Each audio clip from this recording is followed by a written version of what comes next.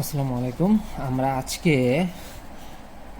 পদার্থবিজ্ঞানের প্রথম পত্রের 3 নাম্বার চ্যাপ্টার গতিবিদ্যা এর প্রাস নিয়ে আলোচনা করব। তো তার আগে আমরা জেনে নেই প্রাস জিনিসটা কি। প্রাস জিনিসটা আসলে এক ধরনের দ্বিমাত্রিক গতি। আমরা হাঁটা চলাফেরা করি, গাড়ি ঘোড়া চলাফেরা করে, এগুলো সবই হচ্ছে একমাত্রিক। এগুলো একমাত্রিক কারণ এগুলো সব আমাদের এক্স এক্সিস বরাবর। একটা মানুষ হেঁটে যাচ্ছে, কোন দিক দিয়ে হেঁটে যাচ্ছে? মাটি দিয়ে হেঁটে যাচ্ছে, ঠিক আছে? তো এই গতিগুলোকে বলা হয় একমাত্রিক গতি। একমাত্রিক গতি, ঠিক আছে।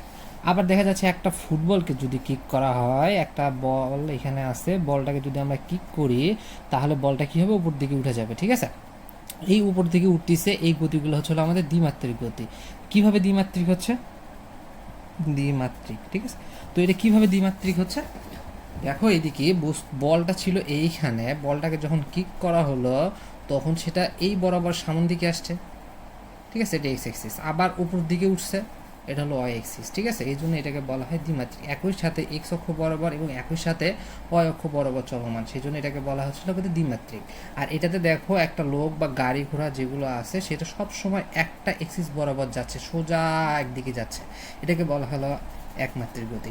আবার দেখা যাবে যে একমাত্রিক গতিটা কিন্তু আবার দ্বিমাত্রিকও হতে পারে, ঠিক আছে। কীরকম? মাটির ক্ষেত্রে এটা ধরলাম আমি ছিল মাটি বরাবর, এটা হলো এক্স এক্সিস, এটা হলো কত? Y axis. আর এই বরাবর উপর দিকে দিলাম হচ্ছিল জেড এক্সিস।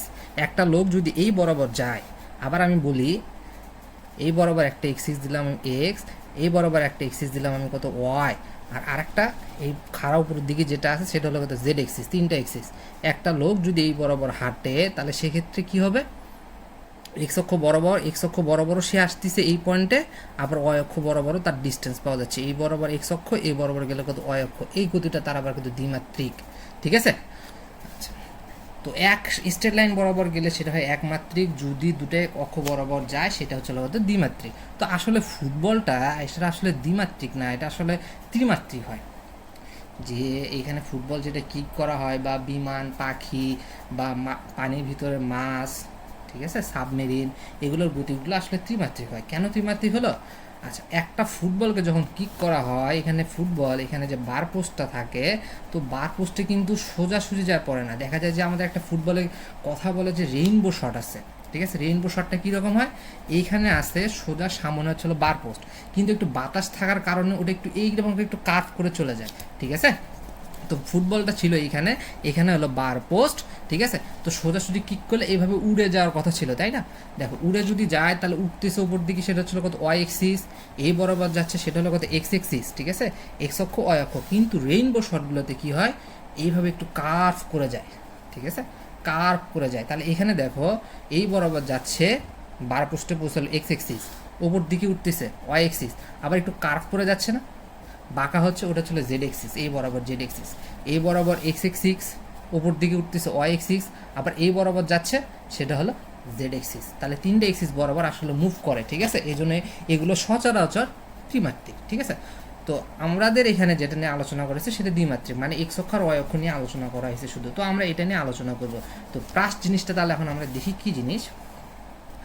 একটা বস্তুকে যদি, এটা হলো মাটি, একটা পয়েন্ট থেকে কিক করা হয় বা নিক্ষেপ করা হয়, নিক্ষেপ করলে কী হবে? বস্তুটা এইভাবে উড়ে যায়, কোথাও না কোথাও যায় কত? পড়বে, ঠিক আছে।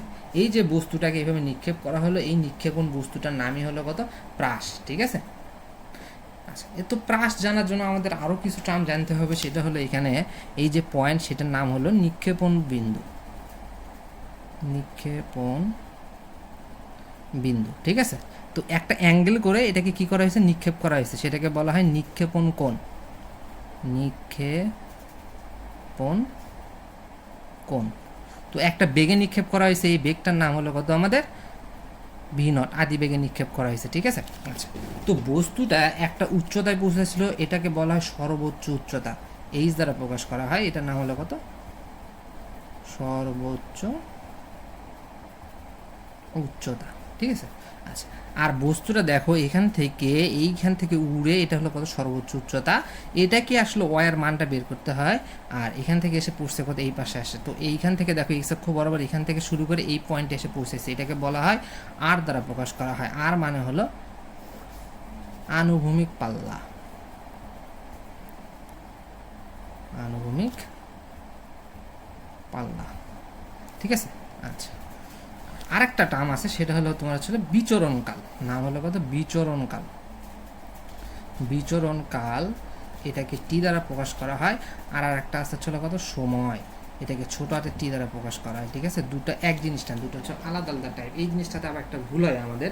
বিচরণকাল হলো হচ্ছে কি, যেখান থেকে বস্তু ভূমিতে মাটি থেকে কত বস্তুটাকে নিক্ষেপ করা হয়েছে, বস্তুটা যদি মাটিতে না আসে, বস্তুটা যদি মাটিতে এসে পড়ে, তাহলে সেটা হলো তোর বিচরণকাল। কিন্তু বস্তুটা যদি এই পয়েন্টে থাকে বা এই পয়েন্টে থাকে, তাহলে সেটা হবে তার সময়। সে যাত্রাটা পুরোপুরি পূর্ণ করে নেই। যদি যাত্রাটা পুরোপুরি পূর্ণ করে, তাহলে আমরা কী নিব, বিচরণকালটা নিব। মানে তুমি বস্তুটাকে মাটি থেকে নিক্ষেপ করতেছো, ঠিক আছে, বস্তুটাকে তোমাকে মাটিতে এসে পড়তে হবে, পড়তে যে সময়টা লাগবে সেটাকে বিচরণকাল বলে। কিন্তু বস্তুটাকে এভাবে নিক্ষেপ করছে, এখানে একটা বিল্ডিং আছে, বিল্ডিংয়ের উপর এসে পড়ছে, ভাবতেছো এটা তো মাটি, আসলে এটা মাটি না, বস্তুটা এই বরাবর সেখানে পড়লে তখন বিচরণকাল টি নিতে হবে। আর এইখানে তোমার আসলে সময় লাগবে টি, এই ছোটাতে টি নিয়ে ক্যালকুলেট করতে হবে। তো ছোটাতে টিটা দিয়ে কীভাবে, বড়াতে টি দিয়ে কী ক্যালকুলেট করতে হবে, এটা আমরা আস্তে আস্তে সামনে শিখবো, ঠিক আছে। আচ্ছা, তো যাই হোক, আমাদের এখানে প্রাস সম্পর্কে মোটামুটি একটা হালকা পাতলা আলোচনা হলো। এবার আমরা আসি প্রাসের মেইন সমীকরণে, কীভাবে প্রাসের সমীকরণগুলো তৈরি করা হয়েছে, ঠিক আছে। আচ্ছা, যাই হোক, আমাদের যে একমাত্রিক গতির জন্য যে সূত্রগুলো ছিল, আমরা ওই সূত্রগুলোই দ্বিমাত্রিক গতিতে এবার অ্যাপ্লাই করব। দ্বিমাত্রিক গতিতে অ্যাপ্লাই করব, আমাদের এখানে এক্স অক্ষ বরাবর একটা স্মরণ হচ্ছে, ওয়াই অক্ষ বরাবর একটা স্মরণ হচ্ছে, তা আমাদের দুটো এক্সিস বরাবর নিয়ে আমাদের কাজ করতে হবে, ঠিক আছে। আচ্ছা, তো আগে প্রথমে আমরা বেগ নিয়ে আলোচনা করি, ঠিক আছে। তো বেগ, আমি একটা বস্তুকে এইভাবে নিক্ষেপ করতেছি। তো আমরা ফিজিক্সের ক্ষেত্রে প্রথম চ্যাপ্টার যে ভেক্টর উপাংশের ক্ষেত্রে আমরা জানতাম যে একটা যদি থাকে এইভাবে, তার দুটো উপাংশে কি হয়, একটা ভেক্টর রাশি দুই বা ততোধিক অংশ বিভক্ত হওয়ার ঘটনাকে বলা হয় ভেক্টরের বিভাজন, এবং প্রতিটা অংশকে বলা হয় ভেক্টরের উপাংশ। এইটার উপাংশ, এটা একটা হলো কত ভিএক্স, আর এটা হলো কত ভি ওয়াই নট। যেহেতু আদিবেগ, এই জন্য আদিবেগকে আমরা নট দ্বারা প্রকাশ করলাম। এটা যদি আমাদের থিটা হয়, কারণ থিটার মানটা দেওয়া আছে, তাহলে আমাদের ভিএক্স নট সমান কত হবে, আমরা ভি নট কস থিটা এবং V Y not is equals to লিখতে পারি কত, ভি নট সাইন থিটা, ঠিক আছে। তো আমরা কত আদিবেগের উপাংশ আমরা কত বের করতে পারলাম, ঠিক আছে। আচ্ছা, তো যাই হোক, আমাদের এটা একটু বক্স করে রাখি, আমাদের এটা সামনে লাগবে। আচ্ছা, তো এবার ধরো আমাদের ম্যাথটা হলো এইভাবে আসছে যে একটা বস্তুকে নিক্ষেপ করছি আমি, করে এই পয়েন্টে আসছে, ঠিক আছে। এটা হলো আমাদের আদিবেগ ভি নট থিটা। তো আমি একটু এখানে লিখে রেখি V X not is equals to V not cos theta, আর একটা হলো কত V Y not is equals to V not sine theta, এটা থাকবে এখানে। তো এইখানে একটা পয়েন্ট দিলাম আমি কত, পি বিন্দু, ঠিক আছে। তো পি বিন্দুতে পৌঁছাইতে সময় লাগছে, পি বিন্দুতে পৌঁছাতে সময় লাগছিল আমার কত টি, ঠিক আছে। এই দেখো, আমি কিন্তু টি নিছি, বড় হাতে টি নেইনি কেন, কারণ এখানে আমার কিন্তু মাটিতে বসে পড়ে নাই, এই জন্য আমি যে কোনো বিন্দুতে পৌঁছাতে সময় হলো কত টি, ঠিক আছে।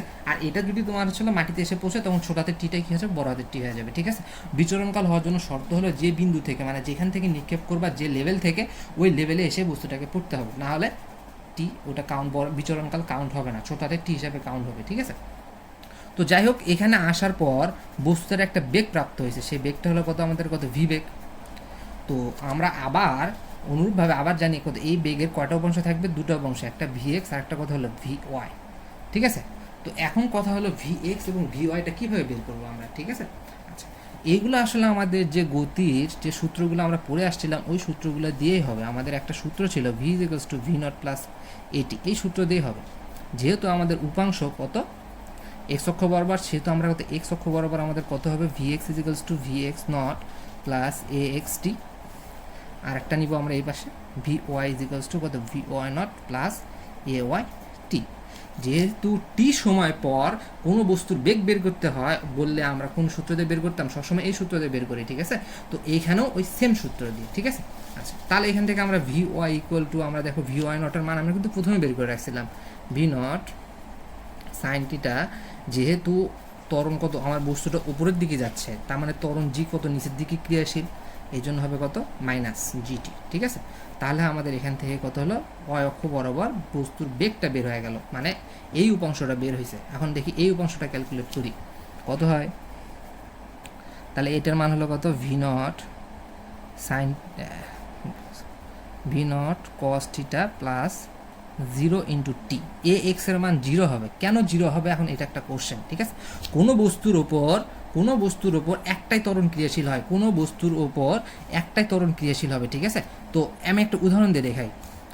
এটা একটা বস্তু, এই বস্তুকে আমরা 10 জন মিলে ধাক্কা দিচ্ছি, বা এই বস্তুটাকে কি আমরা 10 জন মিলে বা দুইটা এই যে 4 জন মিলে ধাক্কা দিচ্ছি, 4টা লোক 4 জন ধাক্কা দিচ্ছি, ঠিক আছে?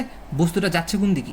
একটা দিকে যাচ্ছে না, এই বরাবর, কিন্তু আমি বল দিছি কয়টা? 4টা। তাহলে প্রতিটাতে কিন্তু F equal to M A, এটার জন্য F equal to M A, এটার জন্য F equal to M A, এটার জন্য F equal to M A, এটার জন্য F equal to M A.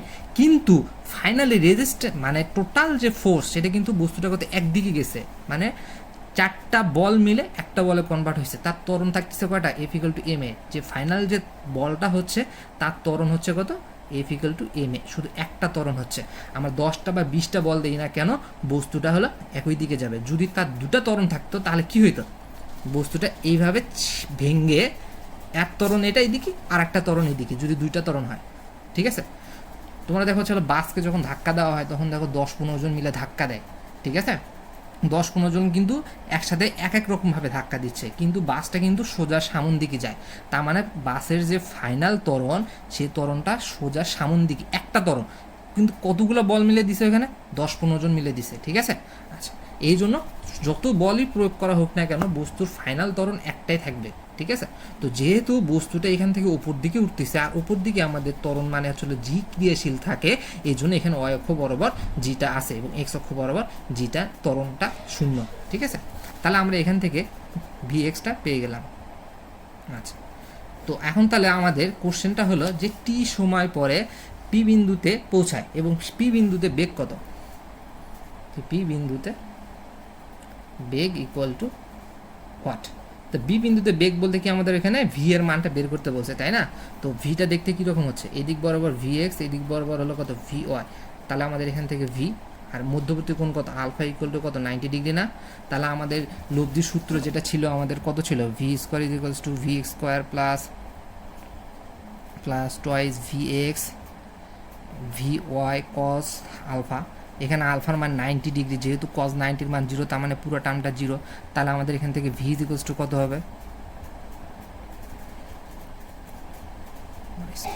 এটা হলো আমাদের কি ফাইনাল যে বেগ, যে টি সময় পর, যদি কোশ্চেনে বলে দেওয়া থাকে যে টি সময় পর প্রাসের বেগ কত হবে, ঠিক আছে? তো আমি বলি কি, এই সূত্র মুখস্থ যদি না থাকে আমাদের সিম্পলি এই ইকুয়েশনটা থেকে কিন্তু নিয়ে আসা যাচ্ছে, ঠিক আছে? কীভাবে? এক্স অক্ষ বরাবর জন্য একটা ইকুয়েশন, ওয়াই অক্ষর জন্য একটা ইকুয়েশন, তারপর আমরা মান সিম্পলি বসাই দিব। ওয়াই অক্ষ বরাবর যে উপাংশ আর জি এর ওয়াইয়ের মানে ত্বরণ হলো কত? মাইনাস জি। এক্স অক্ষ বরাবরের জন্য কত? ভি নট কস থিটা, আর ত্বরণটা হলো 0। এগুলো তারপর হচ্ছে আমাদের এখান থেকে ভি এক্সটা বের হলো, ভি ওয়াইটা বের হলো, ঠিক আছে? তারপর এখন ফাইনাল ইকুয়েশনে বসাই দিলে আমাদের তো আসল বেগটা বের হয়ে যাবে, ঠিক আছে? তো এই ইকুয়েশনের ক্ষেত্রে আমাদের আর একটা জিনিস কি দেখো, এই পি বিন্দুতে যখন গেছে তো এইখানে আমাদের কিন্তু একটা সরণ হয়েছে। সেই সরণটা কি? এক্স অক্ষ বরাবর একটা সরণ, আর একটা হলো কত? ওয়াই অক্ষ বরাবর সরণ। দুটা সরণ হয়েছে, ঠিক আছে? তো কোশ্চেনে আমাদের এই দুটা বের করতে বললে, ঠিক আছে? এক্স অক্ষ বরাবর এবং ওয়াই অক্ষ বরাবর। তাহলে দেখি আমাদের এক্স অক্ষ বরাবর এবং ওয়াই অক্ষ বরাবর কী সমীকরণ আসে। এটাও আমরা আমাদের যে গতির যে সূত্র আছে আমি ওটা দিয়ে করার চেষ্টা করব। আমাদের সূত্রটা কত ছিল? S is equals to V not T plus half এটি স্কোয়ার। আমি চেষ্টা করবো এটা দিয়ে করার জন্য, ঠিক আছে? তাহলে এক্স অক্ষ বরাবর সরণের জন্য আমরা এক্স দ্বারা প্রকাশ করতে পারি এক্স টি স্কোয়ার, আর ওয়াই অক্ষ বরাবরের জন্য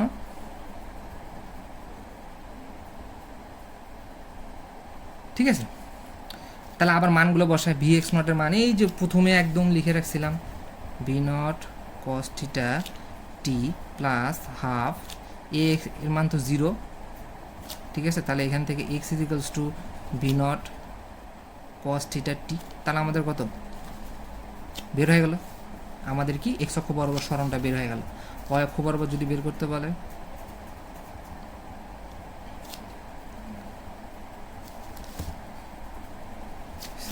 তাহলে এখান থেকে আমি কত? ওয়াই অক্ষ বরাবর সরণ যেটা হবে সেটা আমি কিন্তু লিখতে পারবো, ঠিক আছে? ভি নটের বদলে V not sine theta T minus G এর বদলে মাইনাস জি, মানে ত্বরণ হলো কত? মাইনাস জি, তাহলে হাফ জি টি স্কোয়ার। তাহলে আমাদের যদি বলে দেওয়া থাকে কোশ্চেনে টি সময় পর বস্তুটার বেগ কত এবং তার অবস্থানটা কোথায়, ঠিক আছে, অবস্থানটা কোথায় এভাবে বলে দেওয়া থাকতে পারে।